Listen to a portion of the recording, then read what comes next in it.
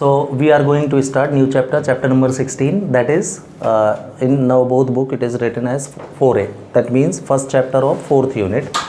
इसलिए ऐसा नाम दे देता है. एक्चुअली काउंटिंग में 16 है ये, है ना. लिमिट. तो लिमिट ऑफ अ फंक्शन. तो सबसे पहले तो देखो आपको ये पता है कि फंक्शन मतलब क्या, कि दो वेरिएबल x और y ऐसे हों कि जो y होता है वो डिपेंडेंट होता है किस पर, x पर. तो now you can say that the y is function of x, कि मतलब x की वैल्यू चेंज करने से y की वैल्यू में भी चेंज हो. ये आप फंक्शन में पढ़ चुके हो. फॉर एग्जाम्पल कोई भी फंक्शन में बना दूँ y is equal to x plus 2 ही है, तो जैसे जैसे आप x की वैल्यू इसमें चेंज करते जाओगे y की वैल्यू ऑटोमेटिकली चेंज हो जाएगी. तो x कैसा, कौन सा वेरिएबल कहलाता है, इंडिपेंडेंट. ये स्वतंत्र है क्योंकि आप इसको अपनी इच्छा से कोई भी वैल्यू रख सकते हो. डोमेन, रेंज सब पढ़ा था ना अपन ने फंक्शन में. हाँ, तो ये डिपेंडेंट है, इंडिपेंडेंट हो जाता है. लेकिन y इंडिपेंडेंट नहीं रहता, वो डिपेंड करता है x की वैल्यू पर. फॉर एग्जांपल x आप 0 रखोगे तो y 2 हो जाएगा इसी फंक्शन में. x 1 रखोगे तो अब x तो आप खुद रख रहे हो ना, तो कैसा हो गया वो, इंडिपेंडेंट, क्योंकि आप कुछ भी रख रहे हो. जो भी रखने लाइक वैल्यू है वो रखेंगे अपन. इसके लिए मैंने आपको बताया था कि x इनफाइनाइट नहीं होना चाहिए. ये सारी चीज़ें अपन ने डोमेन रेंज में देखी थी. तो अब होता क्या है, तो हमने ये देखा कि x की वैल्यू अगर चेंज होती है, y इज इक्वल टू, तो limit of a function mean suppose y is a function of x. अब x की वैल्यू मान लीजिए अपन एक फिक्स वैल्यू रखते हैं, कोई वैल्यू है ये नंबर लाइन पर a. तो अगर कोई वेरिएबल x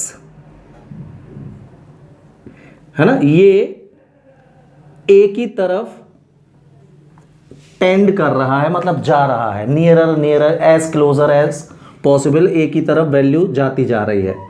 जैसे मैंने मान लीजिए a दिमाग में फिक्स कर लिया 10, तो अब आप x की वैल्यू रखते जा रहे थे 0 से शुरू करके. तो वास्तव में क्या हो रहा है, 0 रख रहे हो आप, फिर 1 रख रहे हो, 2 रख रहे हो, 3 रख रहे हो. तो एक्चुअली आप, मैंने जो वैल्यू मन में सोच रखी थी, मान लो 10 ये, तो आप इसके करीब जा रहे हो ना धीरे धीरे. 0 के बाद 1, 1 के बाद 2, तो जो आप रख रहे थे वो x था.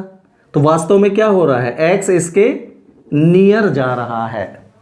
हाँ, ऐसा भी हो सकता था कि आप x मान लीजिए 20 से रखना शुरू करते इसमें और रिवर्स ऑर्डर में रखते 20, 19, 18, 17, और a को मैंने दिमाग में सोच रखा था 10. तो अगर आप ऐसे रख रहे हो तो भी आप इसके नियर आ रहे हो, इधर से रख रहे हो तो भी आप इसके नियर आ रहे हो. नियरर जाना है आपको, ये नहीं करना है कि इस तरफ नहीं बढ़ रहे हो आप, ये मतलब है इसका. हाँ, तो अगर x की वेरिएबल x की वैल्यू किसी, है ना, डेफिनेट वैल्यू a की तरफ धीरे धीरे जा रही है, तो फंक्शन f(x) की वैल्यू, है ना, मान लीजिए l की तरफ जा रही है. भाई जब आप x की वैल्यू रखते जाओगे तो y भी तो कहीं जाएगा, कि y वहीं रहेगा. रख के देख ले, x मान लीजिए आप 10 की तरफ बढ़ते जा रहे हो 0 से, तो y भी तो किसी नंबर की तरफ बढ़ेगा ना, कि नहीं बढ़ेगा. तो अगर x टेंड कर रहा है, x is tending towards a, तो f(x) किस वैल्यू की तरफ बढ़ रहा है. हाँ, तो देन वी से the limit of function is l. तो हम बोलते हैं फंक्शन की लिमिट l है. मतलब जब आप इस वैल्यू तक बिल्कुल पहुंच जाओगे तो फंक्शन भी l तक पहुंच जाएगा. तो ये तो होगा, ये देखिए आप 0 रखो तो ये 2, है ना, 1 रखा 3, 2 रखा 4, 3 रखा 5, 2 आपसे आगे बढ़ रहा है. तो जब x a तक पहुंचेगा तो फंक्शन भी a+2 तक पहुंचेगा, 2 ज़्यादा तक कहीं पहुंचेगा ना. इसकी बात करें अगर हम, तो कोई वैल्यू तक तो पहुंचेगा. तो ये फंक्शन जिस वैल्यू तक पहुंचता है उसको लिमिट ऑफ अ फंक्शन बोलते हैं. ये लिमिट कहलाती है। इसको शो करने का तरीका क्या होगा, लिमिट हम बताते x tending to a, x is tending to a और x tends to a, function fx की लिमिट है l। शो करने का तरीका ये होता है, लिखने का तरीका ये होता है। लिमिट का शॉर्ट फॉर्म LIM बस लिखते हैं हम, है ना, डॉट डॉट कुछ लगाने की ज़रूरत नहीं रहती, सिर्फ LIM लिखो, पढ़ते लिमिट है, बोलोगे लिमिट लिखोगे LIM। x tends to a function fx is equal to l, इसको हम लिमिट बोलने लगते हैं। क्लियर। अब देखो जैसा कि मैंने आपको यहां पर बताया कि x, अगर x जो फिक्स वैल्यू a है उसके लेफ्ट हैंड साइड में है इस तरफ, तो ये लेफ्ट साइड से a की तरफ जाएगा। x उस तरफ भी तो हो सकता था ना, अगर राइट हैंड साइड पे हुआ तो राइट हैंड से a की तरफ आएगा। तो जब x की वैल्यू लेफ्ट हैंड से a के टूवर्ड्स टेंड होती है, a की तरफ जा रही होती है, तो उसको हम left hand limit of function बोलते हैं।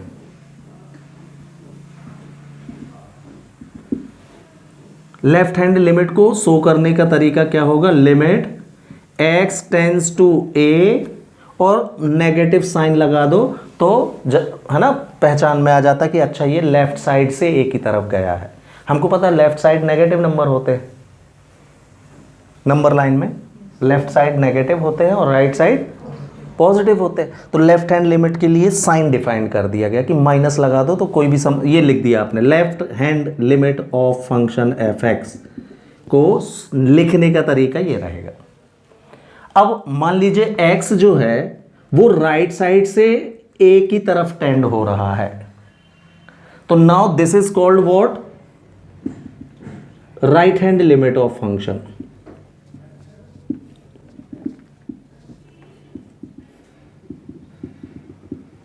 और इसको शो करने का तरीका क्या होगा, limit x tends to a, जिस नंबर की तरफ आ रहा है वो लिखते हैं यहां, और किस तरफ से, राइट हैंड से, तो राइट हैंड के लिए प्लस साइन रखा गया है।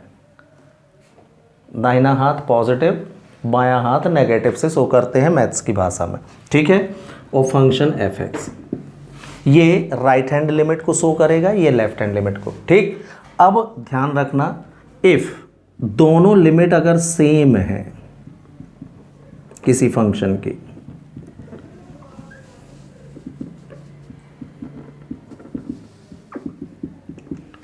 तो ही इस फंक्शन की लिमिट एग्जिस्ट करेगी, नहीं तो फंक्शन की लिमिट ही एग्जिस्ट नहीं करेगी। This is existence of limit बोलते हैं इसको। तो if both are same then limit of function exist, otherwise it does not exist. अगर दोनों इक्वल नहीं आई हैं, लेफ्ट हैंड और राइट हैंड, का मतलब है उस फंक्शन की लिमिट एग्जिस्ट ही नहीं कर रही है, आप फालतू परेशान हो रहे हो, ठीक है।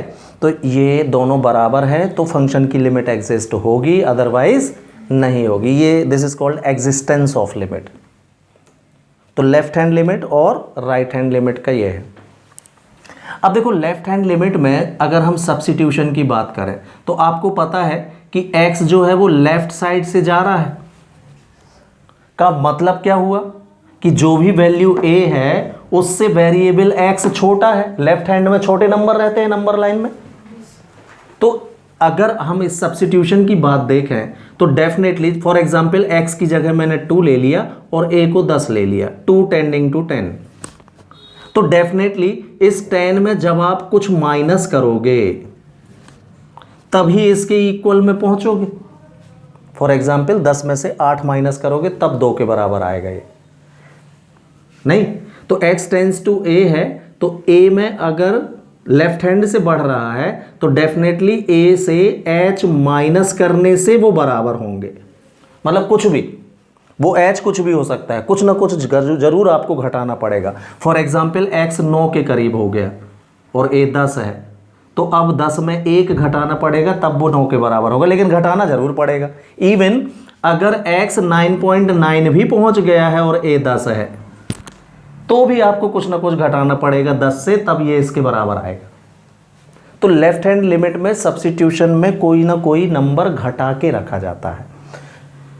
अब यहां देखो तो x राइट साइड में है, a लेफ्ट में है, मतलब x बड़ा है आप a से।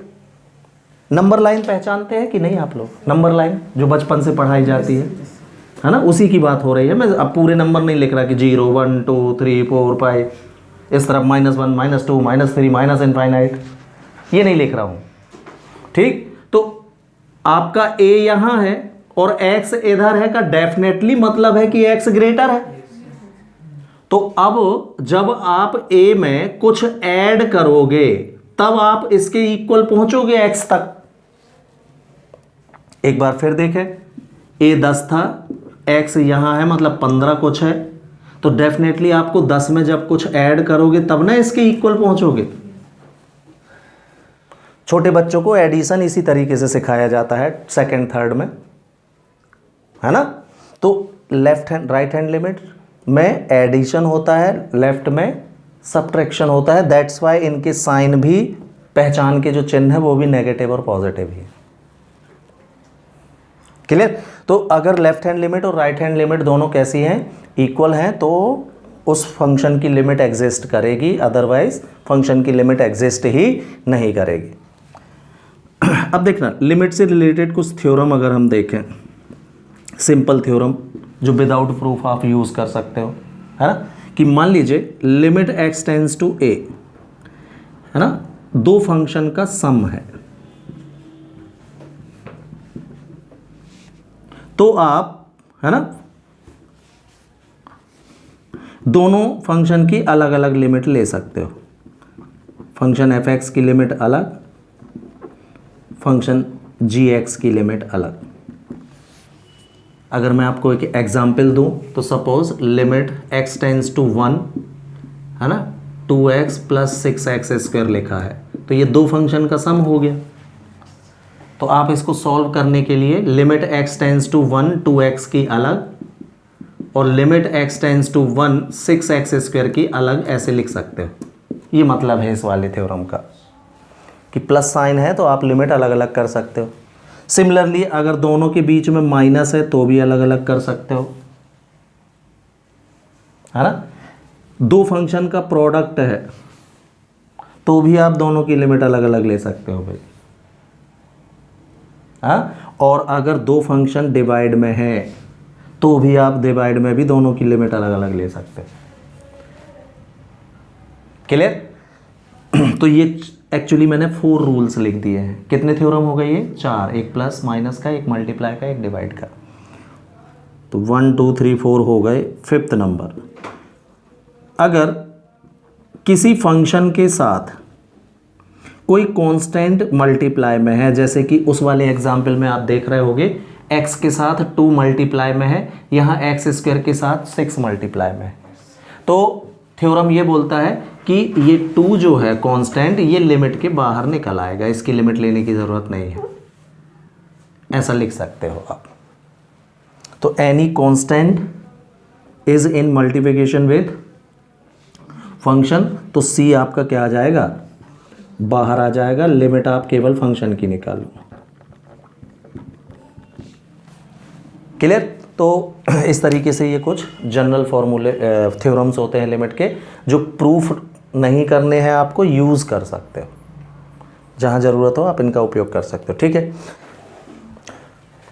अब देखना, किसी फंक्शन की लिमिट को सॉल्व करना, तो कई लोग इसकी बहुत सारी मेथड, मैं आप बोलते हैं ना, बुक में का पता चला मेथड छपी है कि फैक्टराइजेशन से करो या ये करो। सीधा सीधा एक फंडा है कि अगर मान लीजिए x टेंड्स टू 2 मैं एक फंक्शन लिख रहा हूं,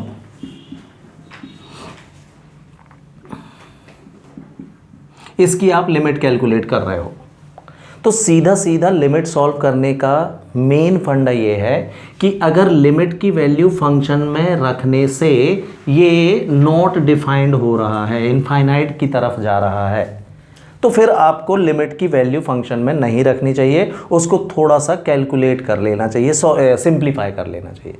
मेन फंडा ये है। फॉर एग्जांपल इसी को आप देखें, अगर मैं सीधे x बराबर 2 रखूँ इसमें, तो अपॉन में 2 - 2 0 मिल जाएगा और लिमिट इनफाइनाइट हो जाएगी। तो ऐसी कंडीशन में आपको लिमिट नहीं रखनी है। अब आप इसको थोड़ा सा सिंप्लीफाई कर लें। अब सिंप्लीफाई के लिए, इसका सिंप्लीफाई आपसे मैं ना भी कहूं तो आप क्या करोगे, ऊपर मिडिल टर्म फैक्टराइजेशन करोगे। हाँ, तो कई लोग बोल देते फैक्टराइजेशन का नियम लगाओ। क्या नियम? ये सिंप्लीफिकेशन है ये। तो आपको क्या ट्राई करना है, अगर लिमिट रखने से इनफाइनाइट मिल रही है तो लिमिट नहीं रखनी है, उसको सिंप्लीफाई करो। अब ये ध्यान में रखो कि किस वजह से ये इनफाइनाइट पहुंच रहा था। वजह क्या थी? x - 2। तो आपका अब नेक्स्ट टारगेट ये होना चाहिए कि हम इस x - 2 को किसी तरीके से हटा दें फंक्शन से। किसी तरीके से हटा दें का मतलब मैथ्स के नियमों का पालन करते हुए। हटाने के तो कई तरीके हैं, हटा दें, ऐसा नहीं हटाना है ना। तो आप जैसे इसको -2 यहाँ मान लीजिए माइनस, हाँ, तो फैक्टराइज कर लेते आप, काय में हो जाता -2x और -x में।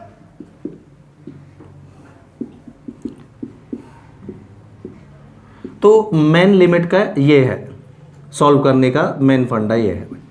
तो x - 2 और x - 1 इसके दो फैक्टर आ जाते, दिख गए होंगे ना। x कॉमन x - 2, यहाँ से -1 कॉमन x - 2, तो ये देखिए भाई। और जैसे ही ये कैंसिल आउट हुआ, अब आप लिमिट इसमें रख सकते हो, अब नहीं मिलेगा इनफाइनाइट,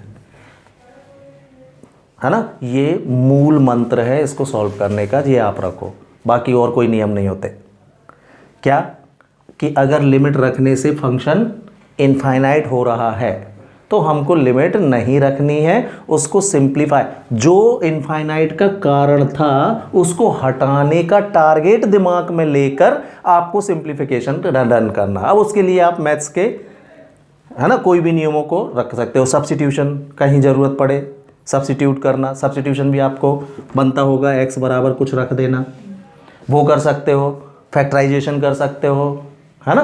तो ये है लिमिट सॉल्व का मेन फंडा, इसको ध्यान रखेंगे आप, है ना। हाँ, अब कोई फंक्शन ऐसा है कि जिसका सिंप्लीफिकेशन संभव ही नहीं है, कोई बोल रहा है इसकी लिमिट बताओ, तो x बराबर 0 रखने से इनफाइनाइट तो मिल रही है, लेकिन सिंप्लीफाई भी नहीं कर सकते। आप क्या करोगे?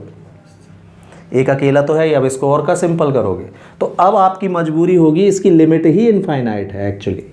हमारा आंसर ही हो जाएगा इस केस में, बस कि अब ये संभव ही नहीं है इसको सॉल्व करना।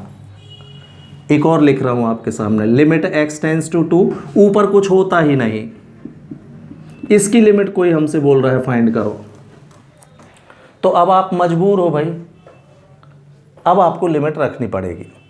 क्यों? इसमें सिंप्लीफिकेशन पॉसिबल है ही नहीं, ये सिंपलीएस्ट तो वैसा ही हो गया, अब और क्या सिंपल में बदलोगे इसको। तो अब x बराबर 2 रखने से इनफाइनाइट मिल रहा है, तो हम इसकी लिमिट ही इनफाइनाइट मतलब नॉट डिफाइंड लिख देंगे। तो वो बात अलग है कि फंक्शन की लिमिट ही इनफाइनाइट थी, मतलब डिफाइंड ही नहीं थी, ठीक है। तो ये सॉल्व के तरीके होते हैं। इसके बाद और थ्योरम भी है ना। थ्योरम नंबर 1 इंपॉर्टेंट थ्योरम है ये, विथ प्रूफ।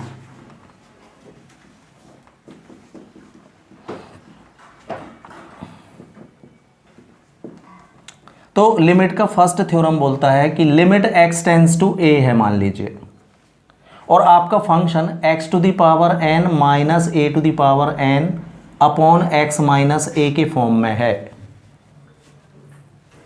अच्छे से देख लें, x tends to a, x a minus और कोई एक पावर, लेकिन एक जैसी होनी चाहिए दोनों में, तो इसकी वैल्यू होती है n a to the power n minus 1। इसका इस्तेमाल कर सकते हो आप जब भी ये सिचुएशन मिले, तो कितना होता है n a की पावर n माइनस 1। आप ध्यान से देख लो, इसमें x नहीं है कहीं, थोड़ा ध्यान से देख के लगाना है। सेकंड थ्योरम लिमिट का बोलता है कि मान लीजिए लिमिट थीटा टेंड्स टू 0 है, साइन थीटा की वैल्यू कोई पूछ रहा है, तो आप देख रहे होगे कि अगर हम थीटा इसमें 0 रख देते हैं तो साइन जीरो की वैल्यू जीरो ही होती है, इनफाइनाइट नहीं मिल रहा है, तो यही इसका आंसर है, आप रख सकते हो आप। तो theta tends to zero, sine theta कितना होता है, zero. Theta tends to zero cos theta, ये 1 होता है। क्यों, कॉस जीरो की वैल्यू 1 पढ़े होगे आप, सिंपल, थीटा रख दिया। जो अभी मैं आपसे बोल रहा था, लिमिट रखने में कभी हमको संकोच नहीं करना है। अगर लिमिट रखने से इनफाइनाइट नहीं मिल रहा तो आप बिल्कुल लिमिट रख सकते हैं, पहले स्टेप में रख सकते हैं, जैसे मैंने रख दिए, ठीक है। हाँ, थ्योरम बोलता है limit theta tends to zero sine theta by theta, इसकी वैल्यू भी 1 होती है। इसमें लिमिट सीधे रखने से इनफाइनाइट मिल रहा होगा, लेकिन ओवरऑल वैल्यू कितनी होती है इसकी, 1। ये यूज़ कर सकते हो आप डायरेक्ट, कहीं ऐसा मिल जाए तो। थ्योरम नंबर अगला बोलता है limit theta tends to zero tan theta by theta है अगर, इसकी वैल्यू भी 1 होती है। क्लियर। नेक्स्ट थ्योरम इसका ये बोलता है कि limit x tends to zero e to the power x minus 1 by x है, e एक्सपोनेंशियल सीरीज कहलाती है। हाँ, इसकी वैल्यू भी 1 होती है। Next theorem limit x tends to zero log 1 plus x upon x है, इसकी वैल्यू भी 1 होती है। इन थ्योरम्स को ये मिले कहीं लिमिट में सॉल्व करते समय तो आप इनका उपयोग कर सकते हो। मैं प्रूफ करके भी बताऊंगा सारे कि इसकी वैल्यू कितनी होती है, ठीक है। फिर एक एक्सपोनेंशियल थ्योरम होता है, limit x tends to a। अच्छे से देखना, इनमें x टेंस टू जीरो के हैं ये सारे थ्योरम। लिमिट जीरो के अलावा कोई और होगी तब ना लगा देना भाई, नहीं तो जीरो मिल जाएगा, फिर जीरो आपको मिलेगा, ठीक है। हाँ, ये वाला theorem limit x tends to a में है, a to the power x minus 1 upon x। हाँ, इसकी वैल्यू होती है log e। इसको किस थ्योरम के नाम से भी जाना जाता है, एक्सपोनेंशियल थ्योरम के नाम से भी जाना जाता है।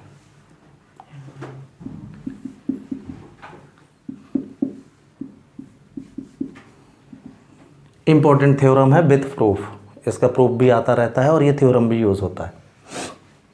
फिर नेक्स्ट थ्योरम बोलता है कि limit x tends to infinite, या जीरो से ही देख लेते हैं, x tends to zero 1 plus x whole power 1 by x. यहाँ x तो पावर में 1 by x, reciprocal, x tends to zero, इसकी वैल्यू e होती है।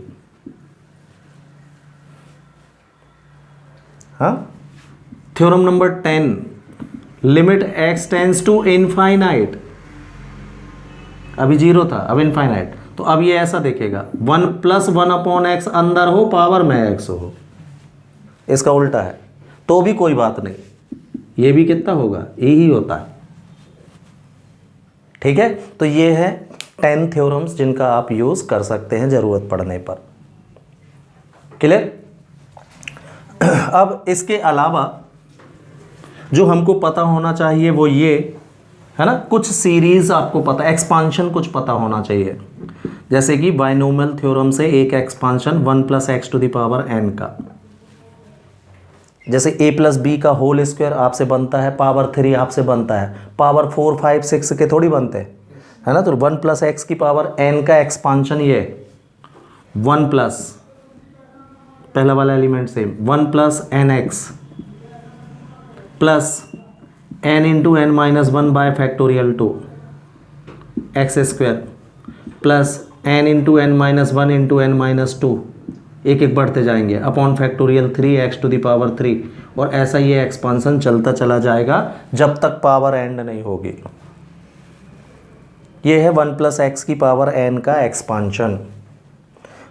फैक्टोरियल बता देता हूँ आपको, फैक्टोरियल का मतलब होता है, जैसे मैंने वो लिख दिया ना यहीं पर, फैक्टोरियल 6 लिख दिया।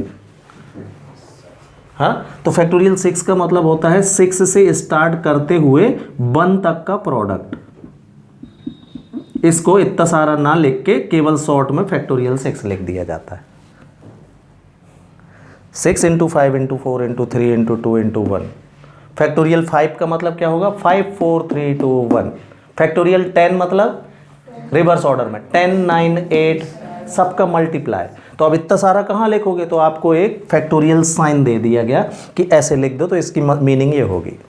तो यहाँ जो फैक्टोरियल लिखे हैं ये है ना। बुक्स वगैरह में ऐसा फैक्टोरियल साइन भी मिलेगा आपको, तो घबराना नहीं है। ये भी फैक्टोरियल का साइन है जो प्रिंटेड यूज़ किया जाता है। हम हमेशा ऐसा यूज़ करते हैं, एंगल जैसा। एंगल थोड़ा सा आप टेढ़ा बनाते थे, इसको सीधा बनाना चाहिए, कैपिटल एल टाइप, ठीक है।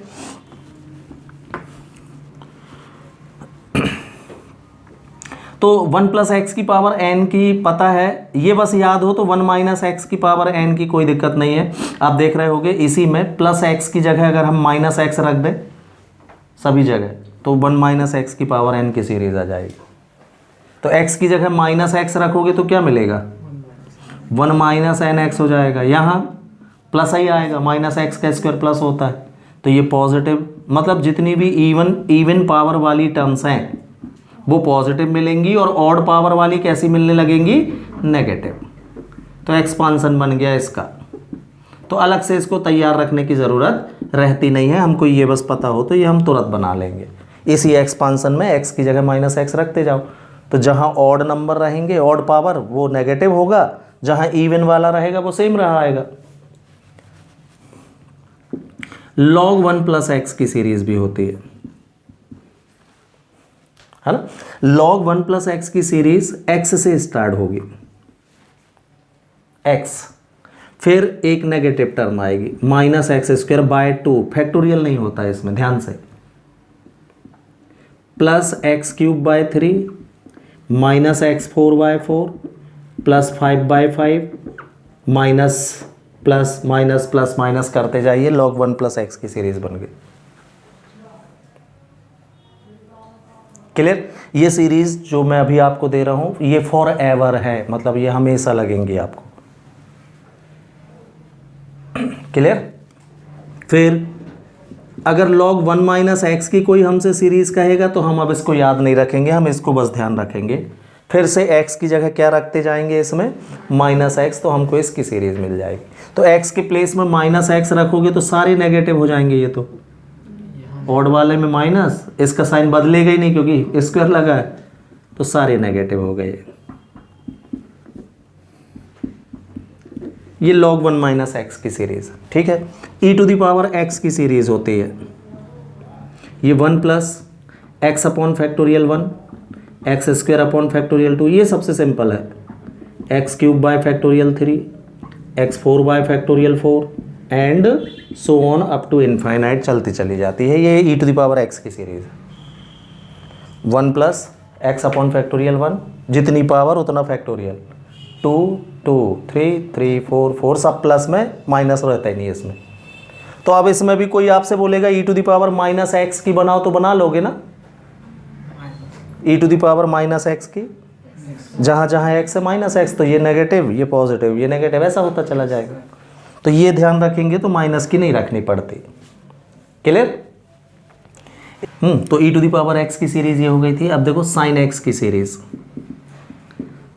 अभी अपन ने ये बस देखा था कि साइन थीटा है ना, ट्रिग्नोमेट्रिक फंक्शन है, ये पूरा सीरीज वैल्यू लेता है। साइन x की सीरीज ध्यान रखने के लिए साइन x को ऑड ध्यान रखा करो जी मन में, कि इसमें ऑड पावर्स आती है, यानी x की पावर 1 से शुरू होगा, फिर 3 आएगी, और 1 प्लस 1 माइनस, फिर 5 आएगी, 7 आएगी, एंड सो ऑन इनफाइनाइट तक जाएगी। तो ध्यान रखने का तरीका बता रहे हैं, है ना। कॉस एक्स की सीरीज को आप ऑड नंबर से ध्यान रख सकते हैं, इवन नंबर से, ये इवन से शुरू होगी, मतलब x की पावर 0 से 1, फिर 2 बाय 2 नेगेटिव, फिर positive, 4 by 4 6 by 6 7 by 7 8 by 8 excuse me, and similarly up to infinite. ये साइन एक्स और कॉस एक्स की सीरीज भी होती हैं। क्लियर। तो ये 2 सीरीज़ और, तो ये इतनी सीरीज़ हमको पता होना चाहिए। एक्चुअली ये जो है ना, ये बाइनोमल थ्योरम से आई है ये सीरीज़, है ना। बाइनोमल थ्योरम ऐसा होता है, ए प्लस, ओरिजिनल फॉर्मूला ये है, a plus x to the power n, है ना। ये होता है a to the power n x to the power 0, इसकी पावर मैक्सिमम इसकी पावर 0 से शुरू होती है सीरीज़। फिर नेक्स्ट टर्म में आ जाएगा n इंटू a की पावर डिक्रीज़ होती जाएगी, x की पावर इंक्रीज़ होती जाएगी। ओरिजिनली ये है formula a plus x to the power n का। ये एक ही फॉर्मूला होता है बाइनोमल थ्योरम में केवल, ये सब इसी से बने हुए हैं, मैं अभी दिखा दे रहा हूँ आपको। अगला टर्म होता है n into n minus 1 upon factorial 2 a to the power n minus 2 x square. इधर एक पावर कम होती जाएगी, इधर एक पावर बढ़ती जाएगी, और ऐसे स्टेप से इसके लगातार बढ़ते चले जाएंगे। कहाँ ख़त्म होगी ये? हाँ, a की पावर घटते घटते 0 में पहुंच जाए जब, और x की पावर बढ़ते बढ़ते n में पहुंच जाए तब ये सीरीज खत्म हो जाती है। ये तो अब ये है ओरिजिनल फॉर्मूला, एक ही फॉर्मूला होता है। और अब इससे क्या किया है मैंने, ये वाली सीरीज बना दी है इससे। इसी में a के प्लेस में मैंने क्या कर दूं, मैं 1 रख दूं, और x प्लस ए है यहाँ, एक्सक्यूज मी, x प्लस ए की पावर n। तो x के प्लेस में क्या रख दूं मैं, 1, और a के प्लेस में क्या रखता जाऊं, x। तो ये सीरीज मिल जाएगी जो पहले, अब ये उल्टा करना पड़ेगा, चलो वैसे ही रहने दो। तो a के प्लेस में 1 रखते चलो जरा, हाँ, तो a के प्लेस में 1 की पावर n 1 ही आएगा, और x की पावर 0 भी 1 ही होता है, तो ये 1 मिला होगा। अब a के प्लेस में 1 रखो, तो 1 की पावर एनीथिंग 1 ही होता है, x की पावर 1 nx आया होगा ये, तो इससे ये बन जाते हैं। ओरिजिनल फॉर्मूला ये होता है, ठीक है।